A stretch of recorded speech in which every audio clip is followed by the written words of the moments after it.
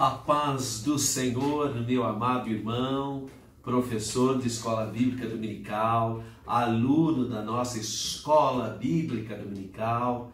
Estamos agora para fazermos a reflexão da lição de número 4, a degeneração da liderança sacerdotal, 27 de outubro de 2019, texto áureo. Primeiro livro de Samuel, capítulo 2, versículo de número 23.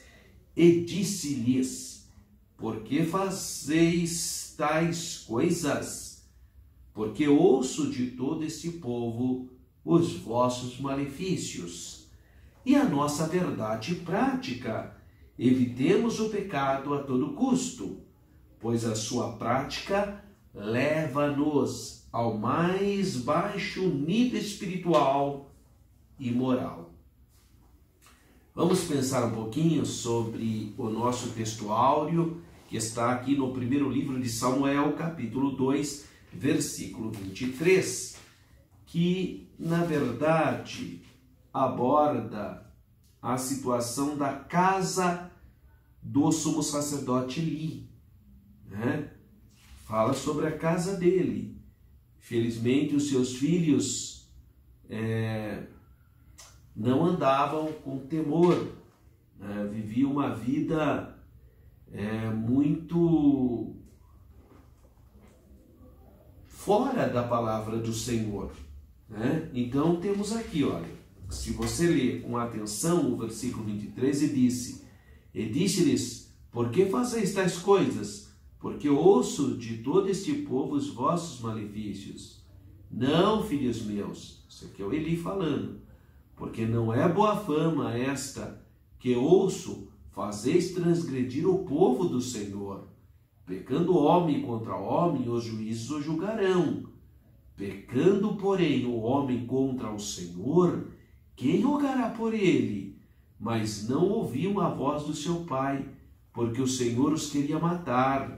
Então, infelizmente, a situação dos filhos de Eli era muito triste. Aqui, no versículo de número 22, do ainda segundo capítulo, diz: era, porém, Eli já muito velho, e ouvia tudo quanto seus filhos faziam a todo Israel, e de como se deitavam com as mulheres que em bando se ajuntavam à porta da tenda da congregação. Olha que blasfêmia, né? Por isso que o Senhor queria tirar a vida deles.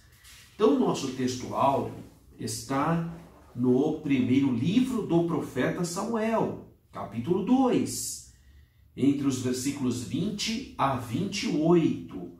Lembrando que esse capítulo 2 tem 36 versículos. E aqui fala então sobre esta exortação tímida, né, que os grandes sacerdote, sumo sacerdote de Israel, Eli, faz em relação aos seus filhos desobedientes. E disse-lhes: por que fazeis tais coisas? Né? Eli era sempre o último a saber das corrupções, né, das atitudes vergonhosas dos seus filhos. Irmão, é difícil, né? Tá bom, ele já estava muito idoso, talvez devido à idade, mas os filhos de Eli deitavam com mulheres com prostituição na porta da tenda da congregação, irmão. Quer dizer, complicado, né? O pastor não vê nada, né? Então, esses rumores se espalharam por Israel. Isso desestimulava os crentes fiéis virem para o culto, em saber dessas imoralidades que aconteciam. A reprimenda era firme, né? Você vê aqui, ó, por que fazeis tais coisas? Ele até que fala: caindo o homem na mão do juiz, o juiz julga, mas se caindo na mão de Deus? Então a reprimenda foi firme, né? Isso nós entendemos. Porém, aqueles homens ímpios preferiram os prazeres pecaminosos. Irmão, ali a pessoa já tinha saído fora da presença de Deus, já não tinha mais temor de Deus, não tinha mais temor de ninguém, nem obedecia mais o pai, estava totalmente desviado. Esse pessoal está totalmente fora. Porque eles eram ímpios, né? Preferiam os prazeres pecaminosos do corpo do que se consagrar ao Senhor. Profanos, homens que faziam todo tipo de profanidade. Eles cometiam pecados escandalosos. E Eli fez essa reprimenda, mas talvez tenha sido tarde demais, né, irmão? Porque quanto tempo esses jovens, esses filhos dele não aprontavam e ele não tomou uma atitude enérgica, né? O próprio Senhor teria de removê-los. Eli, o sumo sacerdote Eli, não estava sendo capaz de fazer essa obra. Então o Senhor iria removê-los, né? Há aqui um comentário interessante que a gente percebe que às vezes os pais, talvez pela ausência, talvez pela falta de exemplo, talvez pela própria atitude muito suave, não dê referência para os filhos realmente ver quando o pai fala, é para ser ouvido. Deixa eu dizer uma coisa para você. A Bíblia fala que o homem é a cabeça da casa. Sabe o que significa isso, irmão? Ser a cabeça do lar? É que você é o sacerdote da sua casa. Você que é marido, você que é a cabeça da sua casa, significa que você é aquele que tem autoridade espiritual para abençoar a sua casa, abençoar o seu cônjuge, abençoar a sua família. Então não é simplesmente ser cabeça da casa, que é o mandão, não é isso. É que você tem autoridade dada por Deus, você é o cabeça, você recebeu autoridade espiritual de Deus para colocar ordem na sua casa. Por isso, meu irmão, você tem que ser um homem, um sacerdote do seu lar. E não permitir, principalmente os filhos que estão sob a sua responsabilidade, que façam o que querem, principalmente os filhos adolescentes. Mas você, com essa autoridade espiritual, você pode exercer através da sua vida exemplar, buscando a Deus, graça, né? Para sempre ter uma palavra firme, necessária, mas que cure a alma, não que gere doenças, né? Ele tinha essa autoridade, ele era o sacerdote de Deus, mas infelizmente ele não usou dessa autoridade. A gente sabe que colocar alguém em disciplina, aplicar a disciplina é difícil, a gente sabe disso, a gente entende, mas a disciplina é, na verdade, uma metodologia que só ajuda a pessoa. Você vê que hoje já se sabe que as escolas militarizadas são onde os alunos têm mais disciplina, é onde o aluno tem as melhores notas. Quer dizer, isso aí é fato, irmão. Você pega uma escola militarizada, porque o militar ele tem disciplina. Então o que acontece com esse aluno? Ele vai lá para estudar, não vai lá para ficar brincando, ficar fazendo bagunça. Isso é fato no Brasil. Pode observar, faça uma análise dos rendimentos do aluno numa escola que tem disciplina e numa que não tem. Quer ver uma outra coisa? As escolas que são confessionais produzem muito mais do que as escolas seculares, porque tem algum tipo de disciplina, né? Então aqui fica um alerta para nós que somos pais, um alerta para todo o povo de Deus, para não ser conivente com o pecado dos nossos filhos, das pessoas que a gente gosta. Olha outro caso aqui, os filhos do sacerdote Arão, Ofni e Finéias, além de pecarem, né, levaram o povo a pecar também, oferecendo fogo estranho. Então, a gente percebe que a Bíblia dá exemplo, porque a Bíblia é pedagógica, é o livro de pedagogia, para a gente não cometer os mesmos erros, né? Eles faziam outras pessoas a pecar também, além de serem mau exemplo, ainda fazia os outros pecarem, né? Então, que Deus tenha misericórdia de nós, para que a gente tenha essa unção de Deus, compreenda a autoridade que Deus deu para nós sermos abençoadores e não motivo de imoralidade na seara do Senhor. A leitura bíblica em classe está em 1 Samuel, capítulo 2, versículos 22 a 25 e capítulo 3, versículos 10 a 14. O objetivo geral: evitar o pecado a todo custo e viver uma vida santa, porque o nosso Deus é santo. E ele diz: sede santo, porque eu sou santo. E os objetivos específicos? Primeiro, destacar a degeneração dos filhos de Eli.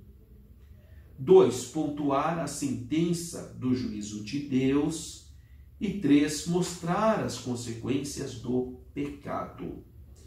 Interagindo com o professor, a presente lição trata da degradação da família de Eli. A vida cristã é um caminho, irmão, de lutas. Não precisamos entender, irmão, que ninguém aqui na terra tem uma família perfeita. A minha família não é perfeita, a sua família não é perfeita.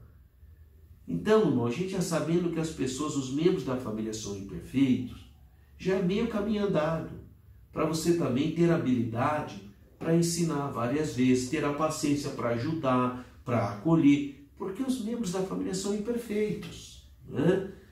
Então, a vida familiar é um caminho de lutas, mas é uma bênção você poder ser usado por Deus para ajudar os teus entes queridos. Deus espera que nos achemos aprovados durante o processo. Para isso, nós precisamos ser o quê? Vigilantes, não é?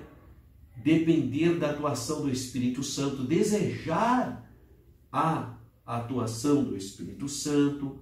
Em outras palavras, não esmorecer, não desanimar, não desistir da sua família. Agora, nós precisamos evitar o pecado a todo custo, com todas as nossas forças.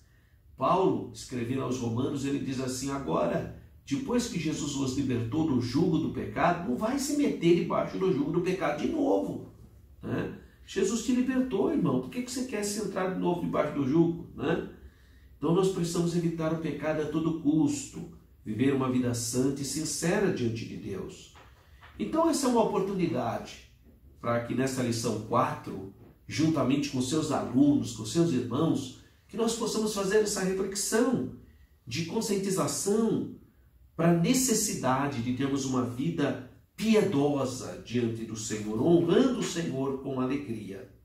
Há uma introdução, fala que o tema dessa lição é a degeneração da liderança sacerdotal, da casa de Eli.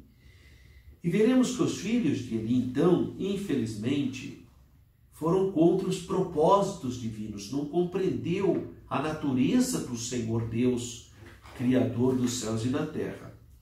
Assim, Deus agiu de modo punitivo em relação aos filhos de Eli. Quando Deus escolhe alguém para executar uma missão, deve este alguém observar rigorosamente a vontade do Senhor, né? É um ponto central.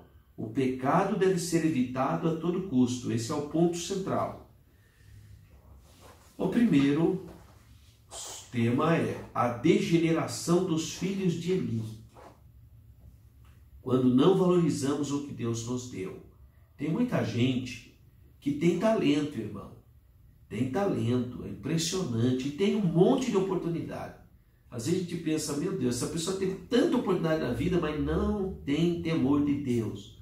Não sabe valorizar o que Deus deu. Isso é muito triste, né? Você vê o privilégio dos filhos de Eli. Teve um pai longevo, que viveu muito. Podia ter aprendido tanta coisa boa com o pai, mas vivia dando cabeçada, né? O mesmo caso, os filhos... O mesmo caso você encontra com os filhos do sacerdote Arão. Mesmo caso, os filhos do sacerdote Arão também, né? Teve tanta oportunidade de ter o tio, né? Moisés, né? Mas não tem jeito, são pessoas que parece que não querem, né, ter uma comunhão com Deus. Olha o que diz aqui no capítulo 4. E era Eli da idade de 98 anos, quase 100 anos de idade, meus irmãos. Não é incrível isso? 98 anos de idade, é uma coisa assim extraordinária. E não aproveitavam esse saber, né, dos filhos do pai Eli. Eu confundi no início da lição, eu disse que Ofni e Finéias era filho de Arão. Não, os filhos de Arão é Nadab e Abiú. Nadab e Abiú. Esses são os filhos de Arão que levaram fogo estranho para dentro do tabernáculo e morreram também. Agora nós estamos vendo os filhos de Eli. Os filhos de Eli, sim, são Ofni e Finéias. Esses dois, eles também aprontavam, você vê. Tinha exemplo lá atrás, era só olhar para os filhos de Arão, o Nadab e Abiú, que tinham profanado a casa de Deus, provavelmente entraram bêbado e puseram fogo estranho e foram mortos. Agora esses dois aqui também, sacerdotes da mesma tribo de Levi, Ofni e Finéias, cometendo os mesmos erros. Você vê que tem gente que nunca aprende, né? Parece que não tem o coração aberto para aprender, para ser um ser humano melhor, né? Então foi um pecado por omissão e complacência por parte do sacerdote Eli. E infelizmente veio juízo por esse erro. 2. Fazendo uma troca. Os filhos de Eli trocaram o Senhor pelos prazeres da vida. Isso chama hedonismo. Qualquer um de nós está sujeito a esse pecado. Quando a pessoa despreza as coisas espirituais pelas coisas carnais. Você vê que Esaú fez isso em relação a Jacó. Quando ele veio lá com fome, Jacó falou para ele: troca com as suas primogenituras. Eu estou nem aí com a primogenitura, eu estou com fome. Quer dizer, aí lá em Hebreus fala: não seja profano como Esaú, que por um prato de lentilhas trocou seu direito de primogenitura. Olha aí. Então, ele troca a bênção de ser filho de um sumo sacerdote. Irmão, e quanto filho de pastor é assim também, irmão? Atrapalhado. Puxa vida, o pai é pastor de uma igreja. Ao invés de honrar o pai, honrar a mãe, honrar a igreja e aproveitar da bênção de ser filho de um pastor, as experiências, não.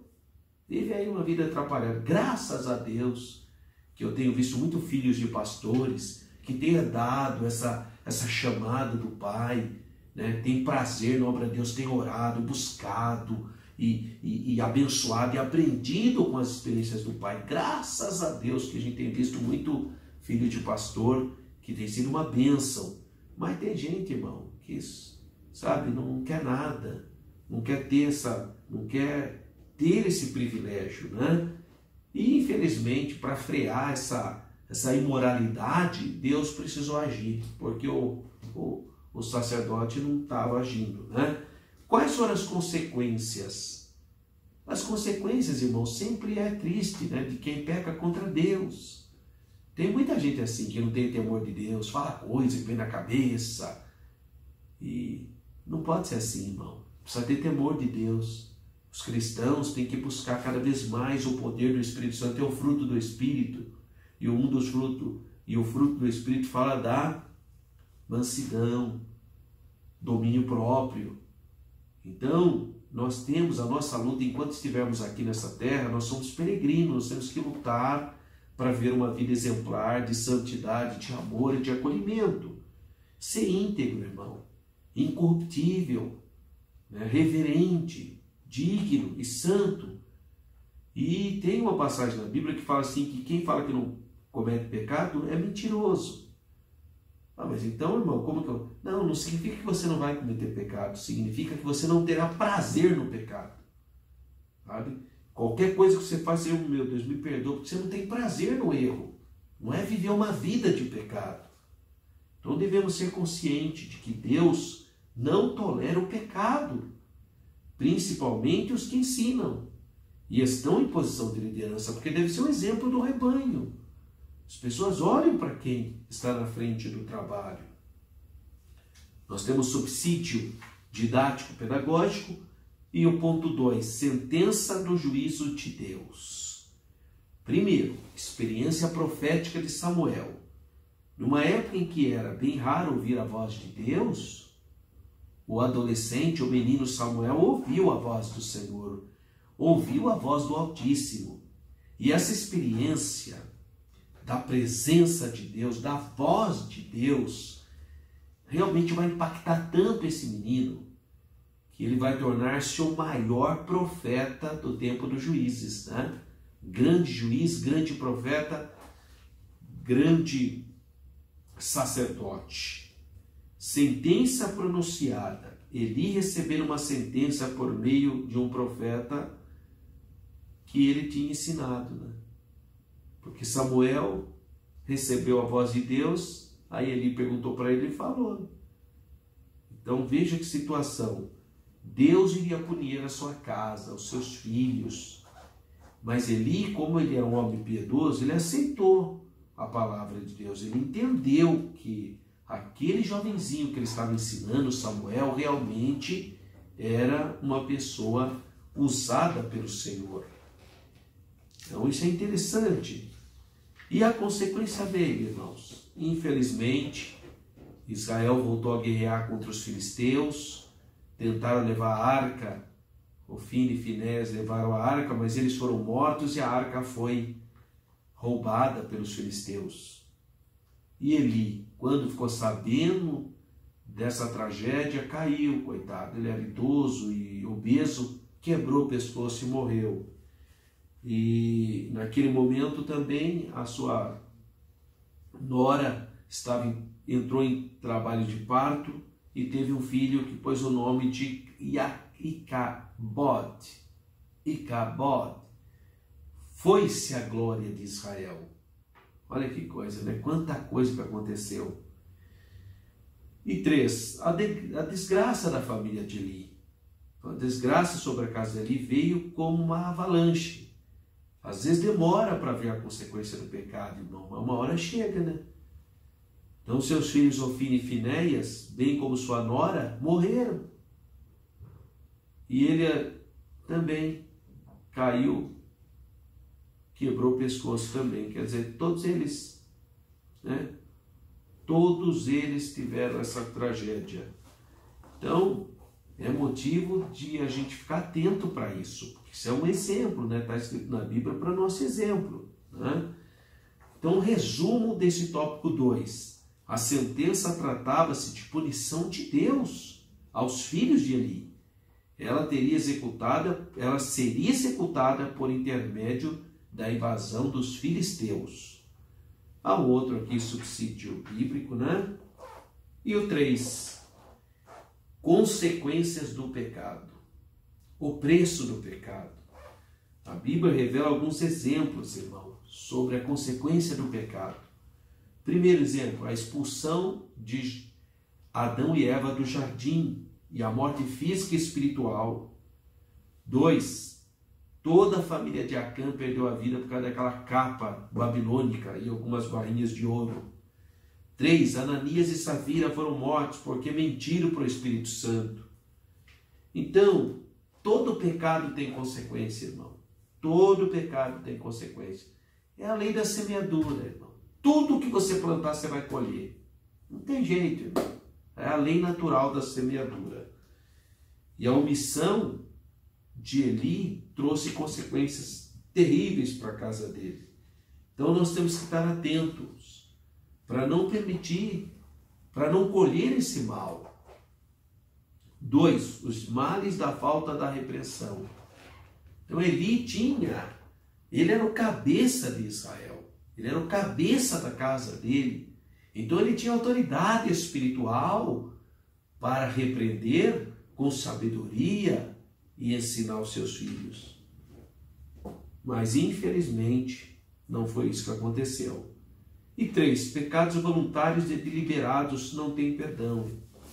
E como eu falo, irmão, se a pessoa, coitada, por ignorância, às vezes por uma cilada, foi enganado, a gente entende que tem uma saída honrosa para a pessoa, um perdão, né? Agora, se a pessoa faz aquilo porque tem prazer em pecar, aí, irmão, aí não dá, né? Tá vendo a diferença? Então a Bíblia fala, quem é de Deus não tem prazer no pecado. Por isso que não vive pecando, porque ele peca, porque é um ser humano, falho, mas não tem prazer. Agora, a pessoa que não é de Deus, irmão, não tá nem aí, não. Ele fala nome feio, normal. É normal, fala cada nome feio. Crente não. Crente não pode agir assim, irmão. Então, se ele fala alguma coisa, na hora ele já fala, meu Deus, puxa vida, não devia ter falado isso, né? Porque ele tem essa graça de Deus. O Espírito Santo fala com ele quando ele toma alguma atitude. Ele mesmo, o Espírito Santo fala com ele, ele vai lá orar, pedir perdão. O mundo não. O mundo tem prazer no pecado, quer adulterar, quer inventar, quer mentir, quer aquelas coisas imundas, porque ele tem prazer no pecado, é diferente, irmão. Tá? Então, pecados voluntários e deliberados não tem perdão. Síntese do tópico 3. A família de Eli foi tirada do sacerdócio de Israel como consequência dos seus pecados voluntários e deliberados. Há um outro subsídio aqui e, finalmente, as considerações finais. Considerações finais. O pecado tem salário, irmão. E o salário do pecado é a morte, né? O pecado sempre terá consequências. Por isso, nós temos que andar segundo a palavra de Deus. Olha o que o salmista diz no Salmo 119. Escondi a tua palavra no meu coração, para não pecar contra ti. Olha aí, irmão. Então, é essa a ideia. Procura pedir. Jesus, me lava no teu sangue. Procura ler a palavra de Deus. Procura ver uma vida de santidade. Com sinceridade e verdade, Deus nos confirmará a sua presença e nos abençoará e nos guardará. Amém? Que Deus continue abençoando a sua vida. Eu convido você para compartilhar esse vídeo para outras pessoas e também, se você morar na região de Campinas, todo sábado, a partir das 16 horas, na Assembleia de Deus de Campinas, Templo Sede, na classe da Esteadec, Rua Pastor Cícero Canuto de Lima, número 160, Campinas, São Paulo. Você é o meu convidado. Acesse o nosso site www.professoralberto.com.br. E se você desejar fazer a viagem para Israel comigo para o ano de 2020, tá? Nós vamos fazer uma viagem só para Israel. Vai ser no mês de novembro, segunda quinzena do mês de novembro de 2020, tá? Por que mas até 2020 para você poder ter pelo menos uns 25 meses para ir pagando, né? Porque fica mais barato para você pagar. Essa viagem são 9 dias, só Israel. $3.190. Tudo, passagem aérea, passagem, hotéis, tudo. Exceto o almoço, porque cada dia a gente fica no local, né? Então, você pode entrar em contato com a Renova Turismo. O nosso telefone é 019 3241 2424 ou 019 98372 1193. Está aí na sua tela, você pode anotar, liga lá e diz: eu quero fazer parte da caravana para Israel no grupo do professor Alberto, em novembro de 2020. Olha que benção, você vai ter 25 meses para pagar esses $3.190, tá bom? Fique na paz do Senhor.